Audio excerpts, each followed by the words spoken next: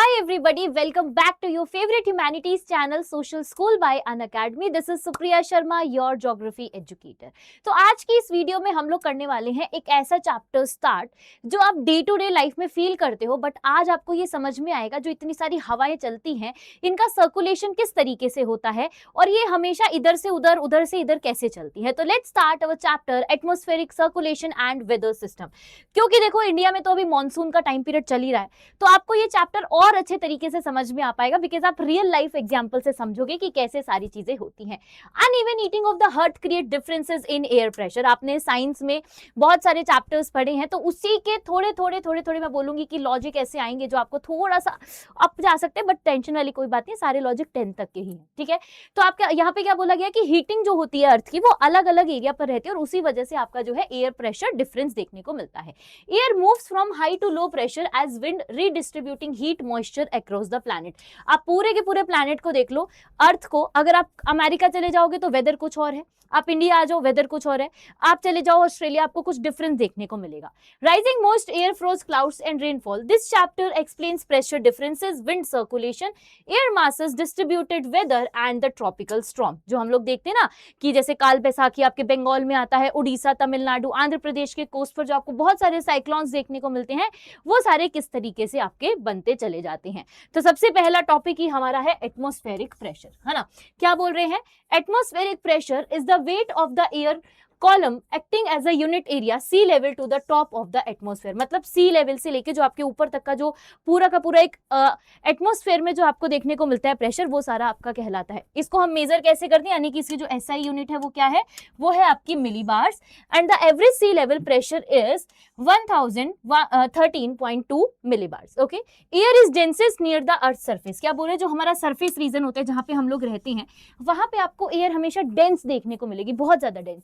And due to its gravity, so pressure is highest at the sea level। और highest कहाँ देखने को मिलेगा? sea level पे आपको सबसे ज्यादा देखने को मिलेगा। Atmospheric pressure is measured during the mercury barometer, है ना। आपको पता है बैरोमीटर से आप जो है उसको मेजर कर सकते हो, छोटी क्लासेस में आपने पढ़ा है। Atmospheric pressure decreases with the altitude। आपको पता है ना, जैसे जैसे हम लोग पहाड़ों की तरफ जाते जाते हैं वैसे वैसे टेम्परेचर तो कम होता ही है, एज वेल एज आपका जो एटमॉस्फेरिक प्रेशर है बच्चा, वो भी क्या हो जाता है, डिक्रीज हो जाता है। Pressure differences causing air to move from high pressure to low pressure areas and creating wind. और हवाएं क्या है आपकी, हाई प्रेशर से लो प्रेशर की तरफ जनरेट होना शुरू होती हैं, मूव करना शुरू करती हैं और उसी से जो है आपकी हवाएं बन जाती हैं। ओके, चलिए पढ़ते हैं आगे और बात करते हैं वर्टिकल वेरिएशन ऑफ प्रेशर की। अब देखो प्रेशर आपके दो तरीके से चलता है, याद करो लास्ट वाला चैप्टर क्या पढ़ा था हमने, उसमें दो तरीके की हवाएं हैं, एक चलती है वर्टिकल ऐसे ऊपर की तरफ और एक चलती है आपकी हॉरिजॉन्टल। याद आ रही है? तो ये है हमारे पास वर्टिकल वेरिएशन। तो वर्टिकल वेरिएशन आपकी ज्यादा इफेक्टिव होती है in comparison to horizontal variations. In the lower atmosphere, मतलब जो नीचे वाला पार्ट है हमारे एटमॉस्फेयर का, air pressure decreases rapidly with the height. जैसे जैसे हाइट की तरफ जाओगे वैसे वैसे आपका जो एयर प्रेशर है वो आपका डिक्रीज करना शुरू कर जाता है।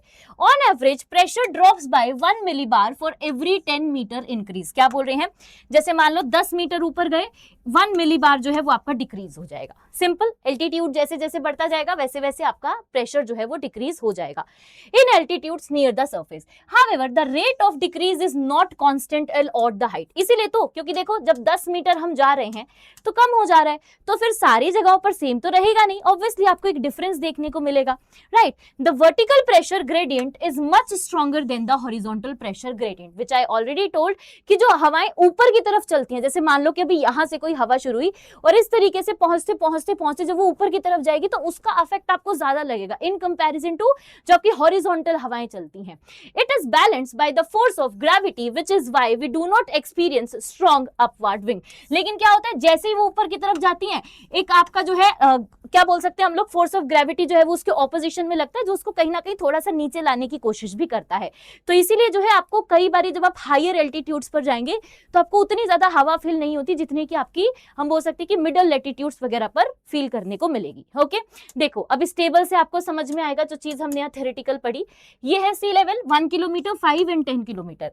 जैसे ही आप 1 किलोमीटर पर हो या सी लेवल पर हो तो आप देखो आपका प्रेशर कितना ज्यादा है, दैट इज नॉर्मल, याद करो अभी अभी हमने पढ़ा था 1013.25 मिलीबार, ठीक है। फिर आप 1 किलोमीटर ऊपर की तरफ गए तो देखो आपका कम हो गया 898, 5 किलोमीटर पर आए तो 540, 10 पर आए तो आपका 265। तो यहाँ पर देखो टेम्परेचर भी आपका वेरी कर गया, 15 से 8 से -17 और -49। तो यही आपको दिखाया गया जैसे जैसे हम लोग हायर एल्टीट्यूड की तरफ बढ़ेंगे वैसे वैसे आपका जो प्रेशर है वो आपका कम होता चला जाएगा। ओके, चलिए आगे बात करते हैं हॉरिजॉन्टल की। हॉरिजॉन्टल सिंपल, जो हॉरिजॉन्टल डायरेक्शन में आपकी मूव करती हैं। So, the smaller differences in the air pressure greatly influence in the direction and speed of winds. Isobar, याद करो लास्ट चैप्टर में आइसोबार्स क्या थे, जो आपकी सेम टेम्परेचर वाले एरियाज को कनेक्ट करती थी ना हॉरिजॉन्टल आइसोबार, ऐसे बड़ी बड़ी लाइंस देखने को मिली थी। Line joining places with the equal atmospheric pressure, जहां पर आपके इक्वल होता था उस पर्टिकुलर सारे एरियाज को, सारे पॉइंट्स को वो कनेक्ट करते हुए चलती है। To compare pressure accurately it is reduced to sea level and shown on the weather maps. The low pressure system is enclosed by isobar with the lowest pressure at the centre. क्या बोल रहे हैं, centre में आपको सबसे lowest pressure देखने को मिलेगा। उसके बाद हाई प्रेशर कहाँ मिलेगा, वो आपको मिलेगा उन आइसोबार्स के साथ जहां पर हाईएस्ट प्रेशर होता है, वो सारे उनको कनेक्ट करेंगे। अभी मैं आपको डायग्राम भी दिखाऊंगी, बहुत इजी से आपको चीजें समझ आएंगी। The pattern and spacing of the isobar help identify pressure system and wind movement, ठीक है। तो उसी से आपको समझ आएगा। ये देखो, इसको देख लो सिंपल, जहां पर आपके लिखा है लो दैट मींस कि यहाँ पर लो प्रेशर है, जहां लिखा है हाई दैट मींस कि यहाँ पर हाई प्रेशर है, ठीक है। तो अब आप देखो सेंटर में क्या बोला था कि सेंटर में आपको कम मिलेगा, लो लो। तो यहाँ पर अगर लो है तो ये देखो इस तरीके से एक आइसोबार बना, लो है एक आइसोबार बना। ऊपर आपका 1016 है, फिर ये एक आइसोबार है जिसने इसको कनेक्ट कर दिया। ऊपर 1016 है, एक आइसोबार है जिसने कनेक्ट किया। हाई की तरफ अगर आप चले जाएंगे तो हाई देखो आप, जहां पर हाई है ये सारा एक जो है आइसोबार है जिसने इसको कनेक्ट किया। दो रीजन है आपके पास अलग अलग, ठीक है। दो रीजन आपके पास है, जहां पर लो है वहां पर कनेक्ट किया, यहां पर लो है तो यहां पर कनेक्ट किया। तो same number of atmospheric pressure जहां जहां होगा वहां वहां आपके आइसोबार कनेक्ट करते हुए चलते हैं। ये आपने लास्ट चैप्टर में भी पढ़ा है और यहाँ पे भी अच्छे से समझ लिया है। आगे बढ़ते हैं और बात करते हैं world distribution of sea level pressure की, कि वर्ल्ड में किस तरीके से जो डिस्ट्रीब्यूशन है हमें देखने को मिलता है। तो देखो सबसे पहले है sea level pressure is distributed in the distant pressure belts across that. Different different है, अगर आप पोल्स पे चले जाओगे तो अलग है, इक्वेटर वाले रीजन पर आओगे तो अलग मिलेगा, ट्रॉपिकल रीजन्स में चले जाओगे तो बिल्कुल डिफरेंट मिलेगा। तो सबसे पहले बात करते हैं आपके इक्वेटर की, यानी कि इक्वेटोरियल लो, जहां पर आपका 0 डिग्री है। Low pressure belt near the equator due to the intense heating. क्यों, क्योंकि इक्वेटर पर सबसे ज्यादा गर्मी होती है। गर्मी के साथ साथ क्या होता है आप बताओ, सन की जो रेज है वो डायरेक्टली पहुंचती है। डायरेक्टली पहुंचने की वजह से क्या होगा, हवा जो है वो गर्म होगी। गर्म जब हवा जल्दी हो जाती है तो वो ऊपर उड़ने लगती है, उसको हवा में उड़ना है। तो जैसे ही वो हवा में उड़ना शुरू करती है, नीचे का जो रीजन होता है वो आपका खाली हो जाता है। तो उसको भरने के लिए फटाफट से सारी हवाएं जो है अपना डायरेक्शन बदल के उस पर्टिकुलर रीजन तक पहुंचती हैं। तो ये हो गया आपका इक्वेटोरियल, जहां पर टेम्परेचर बहुत ज्यादा है। यहाँ पर आपका जो हम बोल सकते हैं कि जो है हीटिंग जो है वो बहुत ज्यादा होती है, जिसकी वजह से लो प्रेशर बेल्ट जो है वो क्रिएट होता है। फिर आता है आपका सब ट्रॉपिकल। याद करो इंडिया का आधा पार्ट क्या है, ट्रॉपिकल है, और आधा पार्ट है सब ट्रॉपिकल। तो सब ट्रॉपिकल 30 डिग्री से ऊपर चला गया, 30 degree north and 30 degree south. क्यों, याद करो, क्योंकि हमारा जो ट्रॉपिकल रीजन है वो 0 डिग्री से 23 डिग्री एंड हाफ तक है। 23 डिग्री एंड हाफ से जैसे ही ऊपर जाएंगे और जैसे ही नीचे जाएंगे क्या है, आपका सब ट्रॉपिकल जोन शुरू हो जाता है। तो सब ट्रॉपिकल जोन पे आपका हाई प्रेशर बेल्ट होगा अराउंड 30 डिग्री लैटिट्यूड। क्यों, क्योंकि वहां पर वेदर जो है वो आपका डिफरेंट है, वहां का टेम्परेचर डिफरेंट है। इक्वेटर पर तो बहुत ज्यादा गर्मी होती है, गर्मी होने की वजह से गर्म हवा, जब गर्म होती है हवा तो बहुत जल्दी मूव करती है, ठंडी होती है तो वो डेंस हो जाती है ना। सो फिर आता है आपके पास सब पोलर लो, यानी कि 60 degree to 60 degree south, that is low pressure belt around 60 degree latitude. वहां पर भी क्या है, आपका प्रेशर लो हो जाता है। और अगर पहुंच जाएंगे पोलर हाइस पर, मतलब कि बहुत ही ठंडे रीजन पर, एकदम छोर पर पहुंच जाओगे, तो वहां पर आपको हाई प्रेशर बेल्ट देखने को मिलेंगी नियर द पोल्स। इससे क्या समझ में आया, इससे एक कंक्लूजन निकल के आया है कि जहां जहां पर गर्म होगा, मतलब जहां जहां हीट ज्यादा होगी वहां वहां लो प्रेशर क्रिएट होगा। जहां जहां पर टेम्परेचर ठंडा होगा, जहां पर हीट नहीं होगी, वहां वहां आपके जो है है हाई प्रेशर क्रिएट होगा। This pressure belt are not permanent, they shift with the apparent movement of the sun. जैसे जैसे सन की मूवमेंट है, क्योंकि आप देखो सन जब नॉर्दर्न हेमिस्फीयर के टाइम पर, जब अर्थ आपकी नॉर्दर्न हेमिस्फीयर की तरफ फेस कर रही होती है सन की तरफ, तो वहां पर आपके जो है गर्मियां होती हैं, लेकिन नीचे वाला जो पार्ट है वहां पे ठंड हो रही होती है उस टाइम पर। ये डिफरेंस है, तो उसी डिफरेंस के हिसाब से ये भी वेरी करती हैं। The northern hemisphere they move southward into the winter and northward into the summer. ठीक है, जो चीज अभी अभी हमने पढ़ी। आगे बढ़ते हैं, यहाँ पर देख लीजिए आपको अलग अलग डिस्ट्रीब्यूशन दिखाए कि अगर आप जनवरी में देखते हो तो आप देखो ये जो कनेक्ट किए हैं, H is very for high and L is varies for low. तो जहां पर L लिखा है वो आपके सारे लो एरिया प्रेशर है, जहां H लिखा है बच्चा वो सारे के सारे आपके हाई प्रेशर एरिया जोन है। तो आप ये जो लंबी लंबी लाइंस देख रहे हैं इसी को हम आइसोबार्स बोलते हैं, जो आपके सेम एयर प्रेशर को जो है एटमॉस्फेरिक प्रेशर को कनेक्ट करती हुई चलती है। तो अगर आप जनवरी में देखोगे तो ऊपर के देखो आपको हाई और लो डिफरेंट दिख रहे हैं, लेकिन नीचे अगर आप देखोगे तो आपको डिफरेंट दिख रहा है। क्यों? क्योंकि इस टाइम पर जनवरी के टाइम पर नॉर्दर्न हेमिस्फीयर में तो विंटर्स होते हैं, ठंड होती है, लेकिन साउदर्न हेमिस्फीयर में क्या है, गर्मियां होती हैं, है ना। जब हमारे यहाँ ठंड की छुट्टियां पड़ती हैं तो ऑस्ट्रेलिया में गर्मी की छुट्टियां पड़ती हैं, तो वही चीज है। और ये आईटीसी जोन क्या है अभी हम आगे पढ़ेंगे, आपको बहुत अच्छे से समझ में आ जाएगा। ये तो हो गई जनवरी का। अब जून का देखो, जुलाई में क्या है, जुलाई में हमारे यहाँ पर समर है, हमारे यहाँ पर गर्मी है, और साउदर्न हेमिस्फीयर में ठंड होती है। तो आप देखो आपको डिफरेंस देखने को मिल जाएगा, है ना। प्रेशर देखो यहाँ पर हाई बनता जा रहा है, क्यों? क्योंकि अब हमारे यहाँ पर जो है वो डिफरेंट है। ये देखो इंडिया को भी अगर आप यहाँ पर देखना चाहोगे तो this is the low temperature, यहाँ पर हमारे क्या है, लो टेम्परेचर बन रहा है। क्यों? क्योंकि गर्मी है ना, गर्मी बहुत ज्यादा है। लैंड जो है वो बहुत धीरे धीरे ठंडा होता है, लेकिन समुद्र जो है वो दिन में बहुत जल्दी ठंडा हो जाता है, तो वहां से ही प्रेशर जो है वो आपके क्रिएट होना शुरू हो जाता है। आगे बढ़ते हैं, बात करते हैं अब इन सारी चीजों को, कुछ ना कुछ ऐसे फैक्टर्स हैं जो अफेक्ट करते हैं। Wind is the horizontal movement of air from high pressure to low areas. जब विंड आपकी ट्रैवल करती है हाई प्रेशर से लो प्रेशर की तरफ, तो हमेशा वो आपकी हॉरिजॉन्टल क्या करती है, हॉरिजॉन्टल ट्रैवल करती है। It moved control by the three main forces, तीन मेन फोर्सेस जो है इसको कंट्रोल करते हैं। पहला कौन सा है, पहला है आपके पास प्रेशर ग्रेडिएंट फोर्स, नेक्स्ट है आपके पास प्लेस फोर्स जो कि अर्थ रोटेशन की वजह से है, तीसरा है आपके पास फ्रिक्शनल फोर्स जो कि आपके अर्थ के सरफेस पर देखने को मिलता है। Gravity act downward and influence the vertical movement of the air, जो हमने अभी थोड़ी देर पहले पढ़ा था कि जो हवा ऊपर की तरफ जाती है, जो हवा ऊपर की तरफ जाएगी उसी के जो है अफेक्ट करते हुए ग्रेविटी जो है उसको डाउनवर्ड की तरफ लेकर आने की कोशिश करती है। तो ग्रेविटी भी क्या है, अपने बिहाफ पर, मतलब अपना जितना उसका है उस हिसाब से जो है वो अपना रोल प्ले करती है हवाओं के मूवमेंट में, और स्पेशली वर्टिकल मूवमेंट में। तो सबसे पहले बात करते हैं यहाँ पर प्रेशर ग्रेडियंट की। प्रेशर ग्रेडियंट फोर्स क्या है, the difference in the atmospheric pressure creates a pressure gradient force. क्या बोल रहे हैं कि जो डिफरेंट एटमॉस्फेरिक प्रेशर है, जैसे मान लो कि इस रीजन में कुछ और है, इस रीजन में कुछ और है, तो इनके बीच का जो डिफरेंस है इसको हम बोलते हैं pressure gradient force. It is rate of change of pressure, किस वजह से, क्या है, rate of change of pressure with distance, distance के साथ जितना एटमॉस्फेरिक प्रेशर आपका चेंज होगा इसको हम वेरी करते हैं इससे। The pressure gradient is strong when isobars are close together and weak when isobar are far away। अभी हमने आइसोबार्स देखे थे, याद आ रहा है क्या देखा था हमने आइसोबार में, कि मान लो अगर ये लो का आइसोबार है तो इस तरीके से जब आपके आइसोबार पास पास होते हैं, जैसे इस तरीके से आइसोबार पास पास होंगे, तो इनके बीच का जो आपका क्या है प्रेशर ग्रेडियंट फोर्स है ये बहुत ज्यादा हाई होगा। लेकिन जब ये आइसोबार बच्चा मेरे आपके दूर होंगे, अब यहाँ पर है एक और एक यहाँ पर है, तो इनके बीच में गैप बढ़ गया, गैप बढ़ गया तो प्रेशर उस तरीके से नहीं लगेगा, प्रेशर नहीं लगेगा तो यहाँ पर प्रेशर ग्रेडियंट फोर्स जो है वो आपका कम हो जाएगा। सिंपल, जितना पास उतना ज्यादा, जितना दूर उतना कम। ओके, नेक्स्ट आता है अब हमारे पास फ्रिक्शनल फोर्स। फ्रिक्शनल फोर्स क्या है, the force reduces the speed of wind, ये जो है विंड की स्पीड को कम करने में बहुत ज्यादा अपना जो है योगदान देता है। It is strongest as the earth surface, earth surface पर सबसे स्ट्रॉन्गेस्ट होता है। Generally affect the atmosphere up to an altitude 1 to 3 kilometre.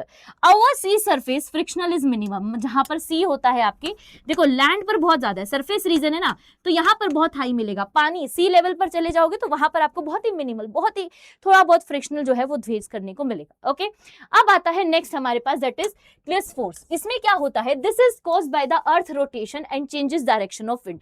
Earth rotate करती रहती है, आपको पता है ना, जब अर्थ हमारी रोटेट कर रही है तो उसी के रोटेट करने की वजह से जो फोर्स आपका डेवलप हो रहा है और जिसकी वजह से आपकी विंड की डायरेक्शन वेरी कर जाती है, तो it deflects wind to the right in the northern hemisphere. क्या करता है, नॉर्दर्न हेमिस्फीयर में, जैसे मान लो दो पार्ट में बटा हुआ है, ये नॉर्दर्न है और ये आपका साउदर्न है, तो नॉर्दर्न हेमिस्फीयर में क्या करेगा, हवा को राइट की तरफ मूव कर देगा और साउदर्न हेमिस्फीयर में लेफ्ट की तरफ करेगा। देखो यहाँ पर लिखा है it deflects wind to the right in the northern hemisphere, northern hemisphere में राइट की तरफ टेंड कर देगा, and to the left in the southern hemisphere, अपने फोर्स की वजह से जो है ये इस तरीके से काम करता है। It affect increase the wind speed, अब इसी वजह से विंड की स्पीड भी आपकी वेरी करती है on latitude, is maximum at the poles and zero at the equator. Equator पे क्या है, बिल्कुल जीरो है, खुद 0 डिग्री पे आपकी हवा भी वहां पर जीरो हो जाती है, फोर्स भी बेसिकली, लेकिन सबसे ज्यादा कहां पर है, पोल्स पर होता है। पोल्स मतलब जो आपके एकदम पर और नॉर्दर्न जो आपका पॉइंट है, लेटीट्यूड पर जो है इसकी स्पीड ठीक ठाक रहती है। Okay, along with the pressure gradient force it control wind direction, जैसे कि आपने देखा था प्रेशर ग्रेडियंट फोर्स था, उसके साथ साथ ये विंड डायरेक्शन को भी कंट्रोल करता है, जैसे चाहेगा वैसे फोल्ड कर देगा, नॉर्दर्न वालों को राइट कर देगा, साउदर्न वालों को लेफ्ट कर देगा। Since the force absent at the equator tropical cyclones do not form there, इसीलिए आप देखो जो हमारे साइक्लोन्स वगैरह आते हैं, जो तूफान आते हैं समुद्र के अंदर, ये हमेशा आपको ट्रॉपिकल जोन में सबसे ज्यादा देखने को मिलते हैं। इंडिया का आधा पार्ट ट्रॉपिकल जोन में है, इसीलिए आप देखो जो हमारा बे ऑफ बंगाल है, इंडियन ओशन है, उसमें बहुत ज्यादा आपको जो है ट्रॉपिकल साइक्लोन्स देखने को मिलते हैं। याद आ रहा है कि नहीं आ रहा, काल बैसाखी आपने सुना होगा, है ना, आंध्र प्रदेश तमिलनाडु के कोस्ट पर, उड़ीसा के कोस्ट पर अक्सर इस टाइम पर क्या किया जाता है, अनाउंसमेंट करवा दी जाती है कि भाई ये जो मछुआरे वगैरह हैं आप प्लीज जो है समुद्र वगैरह के अंदर मत जाओ। क्यों, क्योंकि with the help of this force क्या होता है, वहां पर आपके जो है ट्रॉपिकल साइक्लोन्स बनना शुरू हो जाते हैं, और वो तूफान जब बनते हैं तो सब कुछ अपने साथ लेकर निकल जाता है। तो इसीलिए इसकी वजह से क्या है, इक्वेटर पर जीरो होता है, तो इक्वेटर पर बनने की कोई चांस ही नहीं है, लेकिन आपका जो ट्रॉपिकल और सब ट्रॉपिकल रीजन है वहां पर आपको थोड़ा बहुत मिलेगा, और सबसे ज्यादा पोल्स पर देखने को मिलता है। ये बस ध्यान रखिएगा, यहां से क्वेश्चन बनता है। ओके, आगे बढ़ते हैं और बात करते हैं प्रेशर और विंड की। प्रेशर और विंड कैसे काम करेगा, सिंपल है, the velocity and direction of the wind are controlled mainly by the pressure gradient force, है ना, जो प्रेशर ग्रेडियंट फोर्स है वो क्या कर रहा था, कंट्रोल कर रहा था, अपने अपने हिसाब से जो है कर रहा था।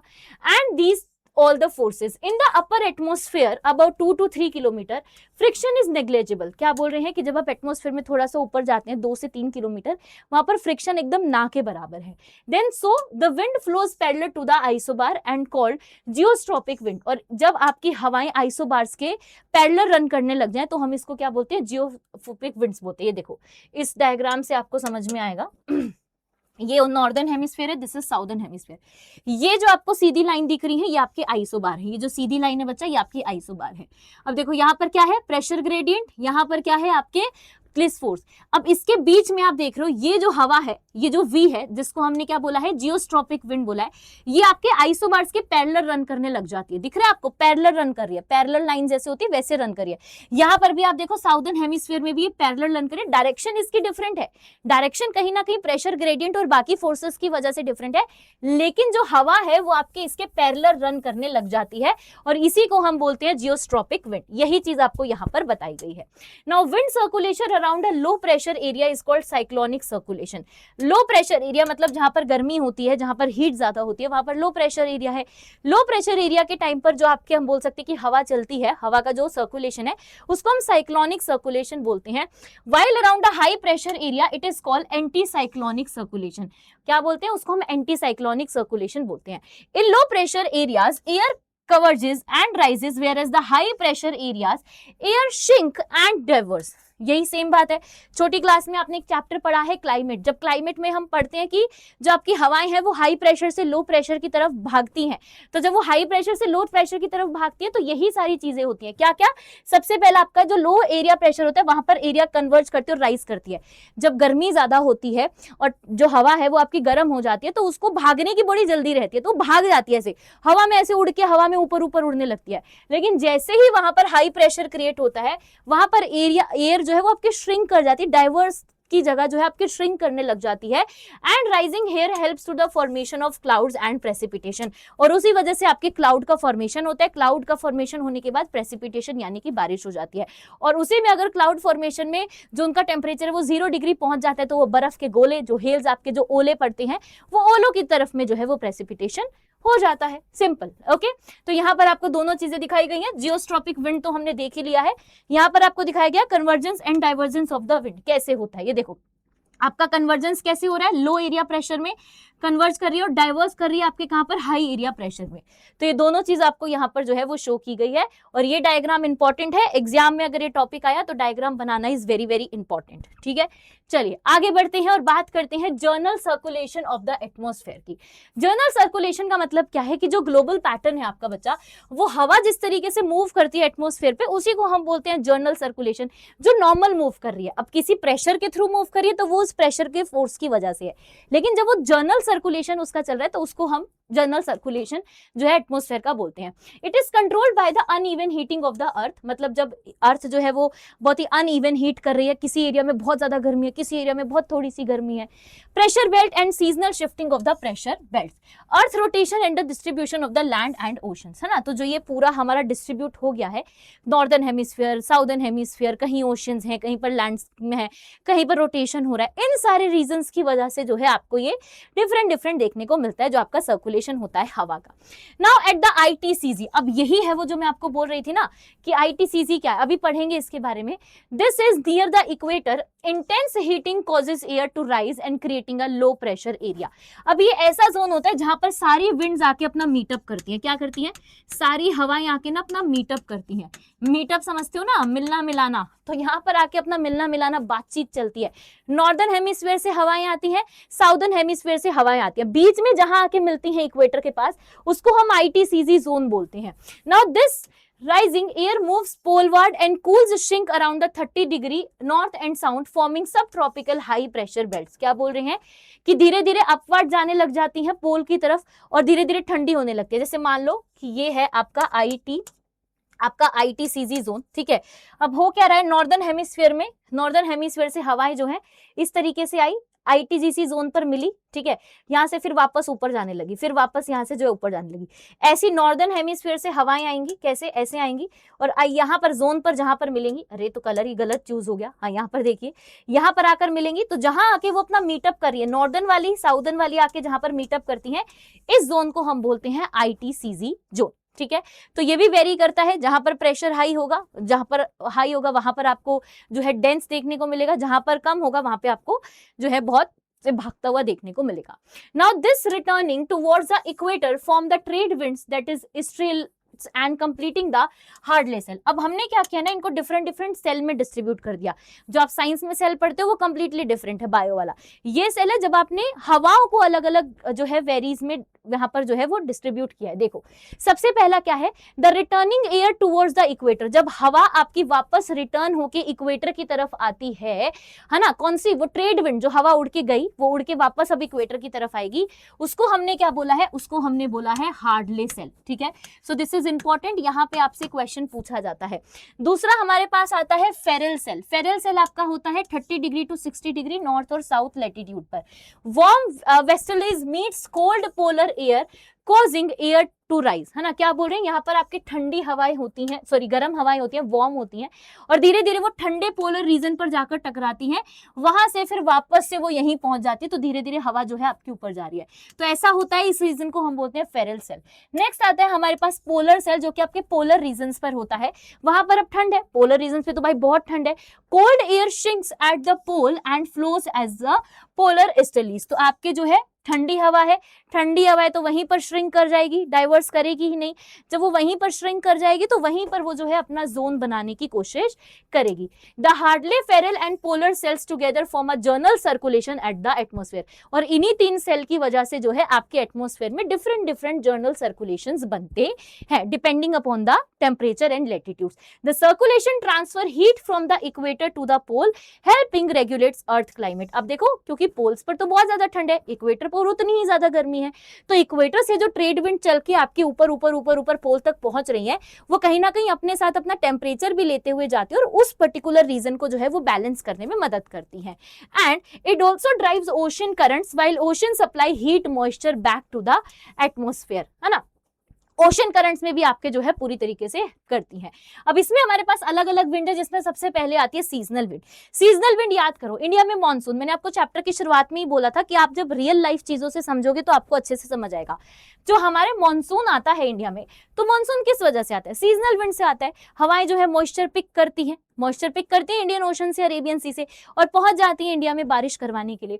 तो इन्हीं को हम बोलते हैं बच्चा मेरे seasonal winds. The pattern of wind circulation changes with the season due to the shifting. जब हवाएं का जो रुख है, मान लो अगर हवा इस तरीके से चल रही है, इस डायरेक्शन में चल रही है, लेकिन जैसे ही सीजनल विंड आएगा सर्कुलेशन मोशन बदल जाएगा, ऑपोजिट हो जाएगा। अब हवा इस तरीके से चल रही है, तो जब उसका मोशन जो सर्कुलेशन है वो आपका बदल जाता है सीजन्स की वजह से, डिफरेंट डिफरेंट सीजन्स की वजह से, तब हम उसको बोलते हैं सीजनल विंड। आप देखो सर्दी में जब हमारे यहाँ बारिश होती है वेस्टर्न डिस्टर्बेंस की वजह से, तो उसमें भी क्या होता है, वो भी सीजनल विंड है, वो आपके बदल जाती है, जिस पर्टिकुलर डायरेक्शन में वो चलती है उस पर्टिकुलर डायरेक्शन में जब वो बदलती है तो उसको हम सीजनल विंड बोलते हैं due to season. Okay, and shifting of the heating zone, pressure belt and wind belt. The best example is the monsoon. जो आपका बेस्ट एग्जांपल क्या है, मॉनसून। मैंने पहले ही बोल दिया था, बुक के बोलने से पहले आपको बता दिया था। Monsoon over the south and south east Asia. India भी तो साउथ ईस्ट एशिया में है, तो जो आपका मॉनसून हमारे पर्टिकुलर रीजन तक पहुंचता है वो इसका बेस्ट एग्जांपल है सीजनल विंड्स का। And which is seasonal modification of the journal circulation. जो नॉर्मल सर्कुलेशन चल रहा होता है हवाओं का, जब वो बदल जाता है किसी सीजन की वजह से, तो उसको हम बोलते हैं सीजनल विंड, और इसका बेस्ट एग्जांपल है द बेहतरीन मॉनसून। ठीक है, नेक्स्ट आती है लोकल विंड। अब याद करो, नॉर्थ और नॉर्थ वेस्टर्न पार्ट में हमारे यहाँ लू चलती है। लू चलती है कि नहीं चलती गर्मी में, जो कि ऐसे गर्मी के ऐसे चांटे मारते हुए चलती है हमारे फेस पे, है ना, ऐसा लगता है कि मर जाएंगे भाई, डिहाइड्रेशन हो जाएगा, हमारी जान निकल जाएगी। तो वही चीज है, differences in the heating and cooling of the earth surface and cycles those develop daily annually can create several common local and regional winds. तो आपकी क्या है, हीटिंग और कूलिंग में जब ज्यादा डिफरेंस बढ़ जाता है तो इस वजह से आपकी लोकल विंड जो है वो चलना शुरू हो जाती है, जिसका बेस्ट एग्जाम्पल आपका लू है। ठीक है, नेक्स्ट पढ़ते हैं लैंड और सी ब्रीड। याद करो 9th का वही क्लाइमेट वाला चैप्टर पढ़ा है आपने इसको। लैंड और सी ब्रीज क्या है, during the day land heats up faster than the sea. क्या होता है कि भाई दिन का जब समय होता है तो जो लैंड होता है बेसिकली वो बहुत जल्दी हीट हो जाता है, क्योंकि सन की जो रेज है वो डायरेक्टली पड़ रही है। सी जो है वो कंपेरेटिवली धीरे धीरे ठंडा होता है, ठीक है, गर्म होता है, सॉरी, है ना, and creating a low pressure. अब जब गर्मी बन रही है तो क्या होगा, लो प्रेशर क्रिएट होगा। लो प्रेशर क्रिएट होगा तो भाई हवा जो है वो बहुत जल्दी जल्दी ऊपर जाने की कोशिश करेगी over the land and high pressure over the sea. और इसीलिए एज अ रिजल्ट क्या देखने को मिलता है, जो सी ब्रीज है वो आपकी ब्लो करती है सी टू लैंड। देखो यहां पर समझिएगा, ये एक सी रीजन है, दिस इज अ सी, मतलब ओशियन है, समुंदर है, और यहां पर है आपके बच्चा लैंड। ठीक है, समझ लो this is a land area. अब होता क्या है, गर्मी के टाइम पर जब घोर गर्मी है, होता क्या है कि सन की डायरेक्टली रेज आई तो लैंड जो है वो बहुत जल्दी हीट अप हो जाता है ना, इन कंपैरिजन टू सी। सी उतना जल्दी नहीं होता है, सी पर अभी हीट जो है वो बहुत धीरे धीरे डेवलप हो रही है, बट ये जो है बहुत जल्दी गर्म हो जाता है। तो जहां पर ज्यादा जल्दी गर्मी होती है वहां पर क्या हो जाता है, वहां पर आपके लो प्रेशर क्रिएट हो जाता है, और जहां पर ठंडी रह जाती है, उतनी जल्दी गर्मी नहीं होती, वहां पर हाई प्रेशर क्रिएट हो जाता है। और हवाएं किस डायरेक्शन में चलती है, हवाएं चलती हैं आपकी high pressure to low pressure, high pressure to low pressure, high pressure to low pressure. ये टाइम, ये कब की सिचुएशन है, ये सिचुएशन है दिन की, जब डे चल रहा है। लेकिन नाइट में आपकी चीजें जो है वो पूरी तरीके से बदल जाती हैं। अब नाइट में क्या होता है, सूर्य देवता तो चले गए, सूर्य देवता जब चले गए तो जो समुंदर है हमारा, ये देखो, ये देखिए, ये सन है हमारा, और यहाँ पर हम जो है बना लेते हैं इस तरीके से हमारा लैंड एरिया। अब जब सूर्य देवता चले गए तो क्या होगा बताओ, सूर्य देवता चले जाएंगे तो सिचुएशन पूरी तरीके से बदल जाएगी। During night land cools faster than the sea. अब यहाँ पर लैंड जो है वो जल्दी कूल होना शुरू हो जाएगा। क्यों हो जाएगा, क्योंकि अब सूर्य देवता की नहीं है तो ये जल्दी जल्दी कूल होना शुरू होगा, और ये जो है आपका बहुत धीरे धीरे जो है वो कूल होगा। एरो हमारे उल्टे बन के, रुको, ये आपका बहुत जल्दी कूल होना शुरू हो जाएगा। ये आपका अभी वार्म है, मतलब उतना तेजी से नहीं होगा, तो धीरे धीरे ठंडा होगा। तो जब ये धीरे धीरे ठंडा होगा तो यहाँ पर क्या है, यहाँ पर अब गर्मी बन रही है, गर्मी है तो मतलब लो प्रेशर यहाँ क्रिएट होगा। यहाँ पर क्या हो जाएगा, यहाँ पर ठंड है तो ये हाई प्रेशर क्रिएट होगा, और अगर हाई प्रेशर क्रिएट होगा तो हवाएं कैसे चलेंगी, high pressure to low pressure, high pressure to low pressure. जब हवाएं समुंदर की तरफ से high pressure to low pressure चलती है तो उसको हम बोलते हैं बच्चा सी ब्रीज, और जब आपकी हवाएं लैंड से सी की तरफ चलती हैं उसको हम बोलते हैं लैंड ब्रीज। तो अगर आप ट्रॉपिकल रीजन में हो, जैसे राइट नाउ आई एम इन बैंगलोर में रोज दोपहर में हवा चलती है। अब लोगों को पता ही नहीं उसके पीछे का रीजन क्या है, लेकिन आप लोगों को आज पता पता चल गया कि उसके पीछे का रीजन क्या है, ठीक है। इसी को हम बोलते हैं लैंड ब्रीज एंड आपकी सी ब्रीज। ओके, यहाँ पे भी डायग्राम आपको दिखाया गया एनसीईआरटी से, ये भी आप समझ सकते हो। ये सी ब्रीज है, जब हवाएं देखो आपकी सी से लैंड की तरफ चल रही है, देखो यहाँ पर हाई प्रेशर क्रिएट हुआ, यहाँ पर लो प्रेशर। जब लैंड ब्रीज है, जब हवा जो लैंड है वो जल्दी ठंडा हो जा रही है, तो आपकी हवाएं जो है उनकी डायरेक्शन यहाँ पे पूरी तरीके से बदल गई। ओके, चलिए आगे बढ़ते हैं और यहाँ पर बात करते हैं हम लोग माउंटेन और वैली विंड्स की। जब आप माउंटेन वगैरह पर जाते होगे तो आपको एक अलग जो है वो हवा और इस तरीके की चीजें फील होती है। वो कैसे होती है, देखिए वैली ब्रीज, सबसे पहले वैली ब्रीज जो कि दिन के टाइम पर होती है। Mountain slopes heat up quickly, क्या बोल रहे हैं, माउंटेन जो स्लोप है, जैसे मान लो कि ये कोई माउंटेन है, ये इसका जो स्लोप है ये बहुत जल्दी हीट अप होने लग जाता है। तो हीट अप होगा तो क्या होगा, हवा ऊपर जानी शुरू कर देगी, ऊपर जानी शुरू करेगी, so the warm air rise up to the slope. अब वार्म एयर क्या करेगी, स्लोप के ऊपर जाएगी, and cool air from the valley moves upward to replace it. और वैली रीजन जो होता है ना, जो समुद्र, जो पहाड़ों के बीच का जो ये वी लाइक स्ट्रक्चर होता है, दिस इज वैली। तो यहाँ से जो ठंडी हवा है वो भी ऊपर उठना शुरू करेगी धीरे धीरे, and creating a valley breeze. और यहाँ पर जो है वैली ब्रीज आपके क्रिएट हो जाएगा। क्या बोल रहे हैं कि यहाँ से गर्म हवा ऊपर उठनी शुरू हुई, वैली से ठंडी हवा ऊपर उठनी शुरू हुई, और उसका टेम्परेचर जो है वो जाके बैलेंस करेगी, उसको हम बोलते हैं आपके वैली ब्रीज। तो जब अगर कभी आप वैली रीजन में जाओगे, कभी जाना जरूर पहाड़ों पे, तो फील करना ये सारी चीजें रियल लाइफ में, तो आपको दिखेगा जब आप वैली रीजन पे आओगे तो आपको बहुत तेजी से हवा फील होगी इन कंपैरिजन टू जब आप स्लोप पर होते हो, क्योंकि स्लोप पर गर्म होता है ना, दिन के टाइम पर गर्मी ज्यादा होती है तो हवा उड़ने भग जाती है एकदम। लेकिन वैली रीजन में क्या, आपके थोड़ी सी वो स्टेबल कर जाती है, तो इस वजह से आपको वहां पर ज्यादा फील होगी। नेक्स्ट आता है हमारे पास माउंटेन ब्रिज। रात के टाइम पर अब उल्टा हो जाता है, जैसे लैंड और सी ब्रीज में था वैसे ही माउंटेन्स में भी चीजें जो है वो एकदम वाइस वर्सा हो जाती है।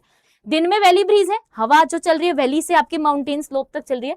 अब रात में देखना आप क्या होगा, माउंटेन स्लोप कूल रैपिडली। अब माउंटेन स्लोप जो था, ये जो अभी गर्म हो रहा था, ये धीरे धीरे बहुत जल्दी ठंडा होना शुरू हो जाएगा। क्यों, क्योंकि अब धूप नहीं है ना यार, सन देवता चले गए फिर से।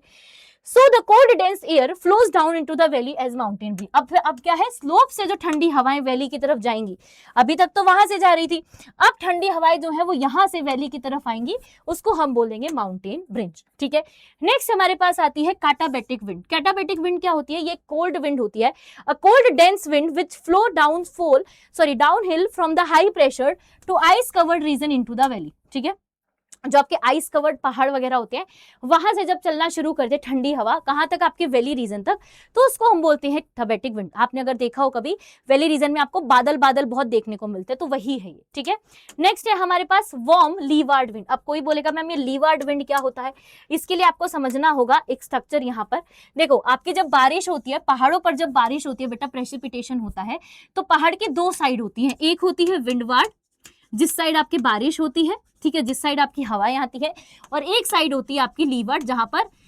मॉइस्चर उतना पहुंच नहीं पाता है। विंडवार्ड कौन सी हो गई, जिस तरफ से आपकी मॉइस्चर की हवाएं आई, तो आपकी ज्यादातर बारिश जो है वो आपके इसी रीजन पर हो जाती है, ये वाली इसी रीजन पर हो जाती है। ये जो रीजन बच जाता है आपका, जो इसका ईस्ट साइड वाला रीजन होता है, ये आपका लीवार्ड साइड होती है, और ये लीवार्ड साइड पर मॉइस्चर उतना पहुंच नहीं पाता है, जिसकी वजह से क्या होता है, जिसकी वजह से यहाँ पर प्रेशर जो है वो डिफरेंट निकलता है। Moist air loses its moisture on the windward side, है ना, of the mountain as dry air descend to the leeward side. जब सारा का सारा मॉइस्चर किधर कर दिया, सारा का सारा मॉइस्चर बरसा दिया विंडवार्ड वाली साइड में, तो लीवार्ड वाली साइड कुछ बचेगा ही नहीं, ठंडी सूखी हवा जो है उधर चली जाएगी। It warm due to the आपके पिटिक heating and can melt snow rapidly, और इसी वजह से जो है स्नो आपकी बहुत जल्दी मेल्ट होना शुरू हो जाती है। ओके, नेक्स्ट इसमें हमारे पास आता है एयर मासेस। एयर मासेस क्या है, is a large body of a air with uniform temperature and humidity. जैसे मान लो कि कोई एक पर्टिकुलर एरिया है, जैसे मान लो कि ये एक सी है ना, इस सी लेवल के ऊपर जो आपका एयर मास है पूरा एक जैसा, जो यूनिफॉर्म है, बिल्कुल कोई डिफरेंस नहीं है उसके अंदर, इस पूरे पर्टिकुलर एरिया पर, इसको हम बोलते हैं बच्चा मेरे air mass. Okay, it forms over a large and uniform area called source region. अब इसी को हम सोर्स रीजन बोलते हैं। ये ओशन भी हो सकता है, ये कोई डेजर्ट भी हो सकता है, या आपका कोई स्नो कवर्ड लैंड भी हो सकता है। Okay, now the type of air masses, different type है हमारे पास। देखो, सबसे पहले हमारे पास M T, that is maritime tropical, warm और मॉइस्ट होता है आपका। सीटी है आपका कॉन्टिनेंटल ट्रॉपिकल, ठीक है, वार्म और ड्राई होता है। एमपी है मैरीटाइम एंड पोलर, कोल्ड और मॉइस्ट होता है। सीपी है आपका continental polar, cold dry. CA है आपका continental Arctic, that is extremely cold dry. तो ये इसके टाइप्स हैं जो आपको अलग अलग रीजन्स में ये आपको सेम देखने को मिलेगा। नेक्स्ट आते हैं हमारे पास फ्रॉन्ट्स। फ्रॉन्ट्स क्या होते हैं, देखो जहां पर आपके दो एयर मासेस मिलते हैं, मान लो एक ये है एक ये है, जहां पर ये मिले, ये वाला जो है इसको हम बोलते हैं फ्रॉन्ट्स, ठीक है। देखो form the boundary where two different air masses meet, वही चीज है जहां पर दो एयर मास मिलेंगे उसकी जो बाउंड्री है बेसिकली वो आपके फ्रंट्स हैं, और इसके फॉर्मेशन को हम फ्रंटोजीनियस बोलते हैं। इसमें भी आपके पास अलग अलग टाइप है। पहला है कोल्ड फ्रंट, जहां पर आपकी ठंडी हवाएं हैं, जो ठंडी हवाएं आपकी गर्म की तरफ मूव करेंगी, ठीक है, कोल्ड टू वार्म। दूसरा है वार्म फ्रंट, जहां पर आपकी वार्म एयर मूव करेगी कोल्ड एयर की तरफ। सेकेंडरी फ्रंट है आपका बच्चा नीदर एयर मास मूव, मतलब जहां पर कुछ नहीं मूवमेंट होगा, सब एकदम बराबर है, कुछ न्यूट्रल है सब कुछ। फिर आता है आपका ऑक्यूलेटेड फ्रंट, जहां पर one air mass is lifted completely above the other. Fronts are the common in middle latitudes and bring sudden weather changes, cloud formation and rainfall. अब ज्यादातर कहां, मिडल लैटिट्यूड्स में आपको देखने को मिलेंगी। सच अगर मैं आपको बताऊं तो आपको इंडिया में ये इतना फील नहीं होगा, लेकिन अगर आप यूएसए वगैरह साइड जाओगे तो आपको बहुत ज्यादा जो है आपके फ्रंट्स वगैरह देखने को फील होने को मिल सकते हैं। अब यहाँ पर देखो ये कौन सा है, ये आपका वार्म फ्रंट है, जिसमें हवाएं जो है वार्म से कोल्ड की तरफ जा रही है, फिर आपका कोल्ड टू वार्म की तरफ जा रही है, तो ये आपका कोल्ड हो गया, ये आपका वार्म हो गया। और फिर है आपका ऑक्यूलेटेड फ्रंट, जहां पर आपकी कोल्ड और वार्म दोनों यहाँ पर एक जगह पर इंटरसेक्ट कर रही है, ठीक है। जो तीसरा था स्टेशनरी, उसमें कुछ नहीं था न्यूट्रल, तो उसका डायग्राम यहाँ पर नहीं है। ओके चलिए आगे बढ़ते हैं और बात करते हैं एक्स्ट्रा ट्रॉपिकल साइक्लोन्स की। एक्स्ट्रा ट्रॉपिकल साइक्लोन क्या है, पहले ये याद करो कि ट्रॉपिकल साइक्लोन्स क्या होते थे। याद करो 9th क्लास में आपने ज्योग्राफी में बहुत अच्छे तरीके से पढ़ा है ट्रॉपिकल साइक्लोन, जो कि आपके ट्रॉपिकल रीजन्स में आते हैं, है ना। तो देखो extra tropical cyclone from the middle and high latitude, ये कहां देखने को मिलेंगे, मिडल और हाई लैटिट्यूड में देखने को मिलेंगे अलोंग द पोलर फ्रंट, मतलब पोलर फ्रंट का जो बाउंड्री है बेसिकली वहां आपको ये ज्यादातर फील करने को मिलेंगे। कहा मैंने आपको अभी बोला था यूएसए वाले जो रीजन है वहां आपको ज्यादा मिलेंगे। They develop when warm and cold air masses meet creating a low pressure system. क्या बोल रहे हैं, जब गर्म और ठंडी हवा मिल रही है, गर्म और ठंडी हवा जिस पॉइंट पर आकर मिलेंगी समझ लो वहां पर आपके एक्स्ट्रा ट्रॉपिकल साइक्लोन बनना शुरू हो जाएगा।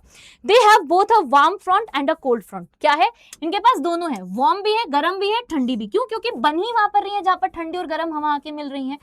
Bringing cloud rainfall and sudden weather changes, और इसी वजह से आपके जो है ये साथ में अपने बादल लेकर चलते हैं, इसी वजह से बारिश भी हो जाती है और वेदर में और टेम्परेचर में बहुत ज्यादा वेरिएशन आपको सडनली देखने को मिलता है।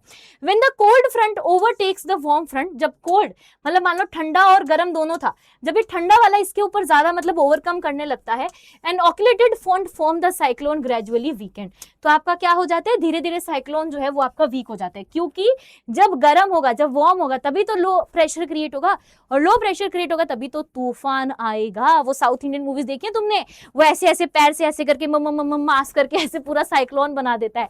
तो ये वही है, जहां पर गुस्सा आया, जहां पर एकदम हीट गर्मी बढ़ी, वहीं पर आपका जो है साइक्लोन जल्दी बढ़ेगा, और जैसे जैसे ठंडी हवा उसको जो है ओवरकम करने लग जाती है तो वहां पर आपके साइक्लोन जो है वो आपके कम, धीरे धीरे उनका जो बेसिकली इफेक्ट है वो आपका कम होता चला जाता है।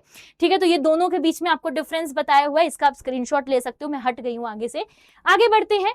यहाँ पर इस पिक्चर में भी आपको यही समझाया गया है कि कैसे आपके जो एक्स्ट्रा ट्रॉपिकल साइक्लोन है वो कैसे नॉर्मल साइक्लोन से ज्यादा कम करते हैं। ठीक है, अब बात करते हैं ट्रॉपिकल साइक्लोन्स की। ट्रॉपिकल साइक्लोन क्या है, simple, the cyclones are powerful storms that the form over a warm tropical oceans and causes the strong wind, heavy rainfall and storm surges। अभी मैंने आपको बताया था ना कि हमारे इंडिया में जो हमारा ईस्टर्न कोस्ट है वहां पर ही ट्रॉपिकल साइक्लोन्स आते हैं, ओडिशा कोस्ट, वेस्ट बंगाल वाले पार्ट पर, ठीक है, आपका जो आंध्र प्रदेश वाला कोस्ट है और तमिलनाडु, वहीं पर आपको ज्यादातर फील होने को मिलेगा। लेकिन इंडिया के अलावा इनको दूसरे रीजन्स में भी फील किया जाता है, जैसे कि इंडिया में इनको साइक्लोन्स बोला जाता है, हरिकेन्स बोला जाता है अटलांटिक ओशन में, टाइफून्स बोला जाता है वेस्टर्न पैसिफिक में, और विलीज बोला जाता है आपके ऑस्ट्रेलिया में। ठीक है, डिफरेंट डिफरेंट कंडीशन है इसके फॉर्मेशन की। सबसे पहला है सी सरफेस टेम्परेचर अबाउट 27 डिग्री। जब सी सरफेस का मतलब जो जहां पर समुद्र है उसका टेम्परेचर जब 27 डिग्री से ऊपर जाता है तब ऐसा होता है। प्रेशर जो है वो आपका लिस्ट फोर्स की वजह से लग रहा हो, याद है ना अभी पढ़ा था। लो वर्टिकल विंड चिर आपकी चल रही हो, प्री एग्जिस्टिंग लो प्रेशर सिस्टम, मतलब ऑलरेडी यहाँ पर हीट जो है वो आपकी बढ़ती चली जा रही है। अपर लेवल डाइवर्जेंस, है ना, अपर लेवल डाइवर्जेंस, मतलब जिस डायरेक्शन में जाना चाहिए उसके ऑपोजिट डायरेक्शन में हवाएं जो है वो चल रही है, इसी वजह से आपकी जो है साइक्लोन्स आपको देखने को मिलते हैं।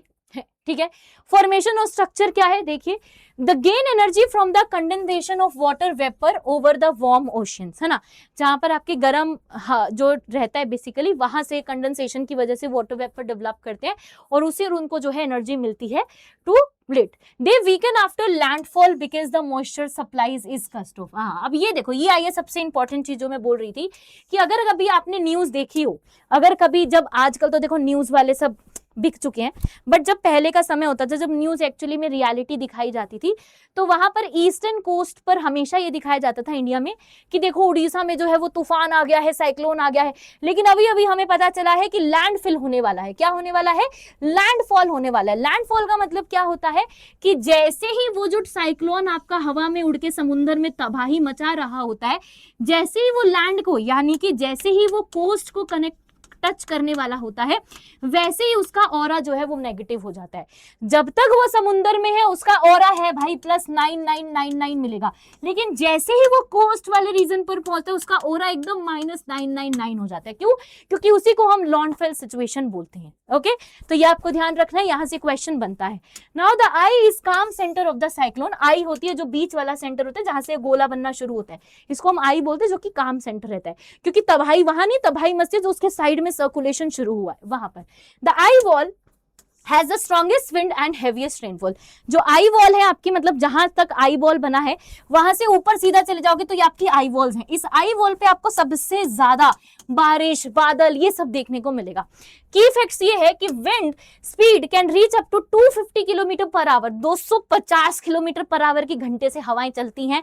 Also cyclone move slowly 300 to 500 kilometre a day, मतलब एक दिन में 500 किलोमीटर का रास्ता तय कर लेता है भाई ये साइक्लोन। देख रहे हो तुम, क्या साउथ इंडियन मूवीज से भी तेज है। They causes storm, surges and flooding coastal areas and weaken over land. ठीक है, लेकिन जैसे ही लैंड पर पहुंचता है वैसे वैसे आपके जो है इसका ओरा नेगेटिव, यानी कि ये वीक पड़ जाता है। ओके, चलिए जी आगे बढ़ते हैं। तो ये देखो यहाँ पर आपको दिखाया भी गया है स्टॉर्म। ये देखो, ये है आई वाला रीजन जो कि काम रहता है, ये है इसके आई वॉल जहां पर सबसे ज्यादा डिस्ट्रक्शन, सबसे तेज हवा जो है वो आपकी चलती है। यहीं से आप देखो हवाएं जो है, बारिश, बादल, सब कुछ आपके जो है बनाती है, और इसी तरीके से आपको जो है स्टॉर्म देखने को मिलता है। ठीक है चलिए जी, तो चैप्टर के आखिरी टॉपिक की तरफ चलते हैं, जो कि है आपका थंडरस्टॉर्म एंड टॉर्नेडोस। अब इस टॉपिक को समझने के लिए, पता नहीं आपने वो मूवी देखी है कि नहीं, जो बच्चे थोड़ा सा साइंस को पसंद करते हैं, तो एक मूवी थी इंटरस्टेलर, जो कि पहले इंडिया में रिलीज नहीं हुई थी, बट अभी पिछले साल उसको जो है इंडिया में, पिछले साल उसको इंडिया में जो है रिलीज किया गया था। और उस मूवी के अंदर बहुत बेहतरीन तरीके से ये दिखाया गया है कि ये जो कैसे आपके जो थंडरस्टॉर्म और टॉर्नेड्स होते हैं, ये कैसे पूरे एक एरिया को जो है वो डस्ट बॉल बना देते हैं, मतलब वो मिट्टी का कटोरा टाइप। क्योंकि अमेरिका की वो स्टोरी दिखाई गई है। अमेरिका में क्या होता था ना, बहुत ज्यादा गेहूं लगाने लग गए थे, सब लोग गेहूं ग्रो कर रहे थे, गेहूं उगाओ गेहूं उगाओगे। अब उसकी वजह से मिट्टी जो थी ना, वहां पर जो है बहुत सारे आपको थंडरस्टॉर्म और टॉर्नेड्स देखने को मिले। तो वो बाद में उन्होंने फिर कॉर्न की प्रोडक्शन करनी शुरू की। आज आप देखो अमेरिका का कॉर्न जो है वो वर्ल्ड फेमस है भाई, दूर दूर। हमारे इंडिया में भी आता है अमेरिकन कॉर्न, खाते हो कि नहीं खाते स्वीट कॉर्न? तो वही है। देखो अब स्टोरी को समझो कैसे होता है। Thunderstorm are the short lived but the violent storm caused by the strong convection on hot and humid day. क्या बोल रहे हैं कि थंडरस्टॉर्म्स आपको जो है बहुत ही छोटे टाइम पीरियड के लिए होता है, बट बहुत ज्यादा मास डिस्ट्रक्शन करके चले जाते हैं, है ना। Convection on hot and humid day, जब गर्मी ज्यादा होती है, ह्यूमिड डेज होते हैं, वहां पर आपको थंडरस्टॉर्म देखने को मिलता है, जिसमें आप देखो बादल जो है वो बिजली कड़काते हैं, है ना, बारिश भी आती है। वो गाना है ना, बादल बरसा बिजली, तो वो थंडरस्टॉर्म ही है। They produce thunder, lightning, heavy rain and sometimes hello storm. मैंने बोला ना, जब टेम्परेचर 0 डिग्री पहुंच जाएगा तो वहां पर क्या है, बर्फ जम जाएगी, बर्फ जम जाएगी पानी की, तो वो हेल स्टॉर्म ओले के तौर पर नीचे आएगा। And if moisture is low, moisture कम हो जाता है, तो they may cause a dust storm. फिर क्या होता है, डस्ट स्टॉर्म मतलब हवा, जो आपकी सूखी हवाएं आपने देखी होगी ना, ड्राई हवा जो चलती है एकदम, वो वाली जो है वो आपकी सर्द होने लग जाती है। Now tornadoes are the powerful rotation column of air that develops from several thunderstorm and cause extensive damage. बहुत सारे थंडरस्टॉर्म को मिला दोगे तो क्या बन जाएगा, टॉर्नेडोज बन जाएंगे। टॉर्नेडो बहुत डेंजरस है। अगर आप वो मूवी देखोगे ना इंटरस्टेलर, तो उसकी शुरुआत में ही दिखाया कि वहां पर कैसे तूफान आए हैं, तो वो तूफान को ही देख लेना, सब चीजें समझ में आ जाएंगी तुम्हें कि मैम ने क्या पढ़ाया है हमें, है ना। Now tornadoes usually occur in the the middle latitude, ज्यादातर आपको मिडिल लैटिट्यूड में देखने को मिलेगा, इसीलिए आप देखो यूएस जो है, जो आपके ये जो रीजन है स्पेशली वहां आपको देखने को मिलता है। A tornadoes over the sea is called water spout, और जब वो सी के ऊपर आता है तो हम उसको वाटर स्पॉट बोलते हैं। These storm help redistribute heat and energy in the atmosphere, और इनके आने से भी क्या होता है, हीट और जो एनर्जी है कहीं ना कहीं उनका जो बैलेंस है वो एकदम से चेंज हो जाता है, वो रीडिस्ट्रीब्यूट कर जाती है, कहीं पर ज्यादा कहीं पर कम, तो धीरे धीरे जो बैलेंस है ये आपका बनता चला जाता है, इसी को हम बोलते हैं आपके टॉर्नेड्स। और इसी के साथ चैप्टर जो है वो हमारा यहीं पर एंड होता है। मैं उम्मीद करती हूँ कि आपको चैप्टर जो है वो बड़े अच्छे से समझ आया हो, सारी चीजें आपको समझ में आई हो।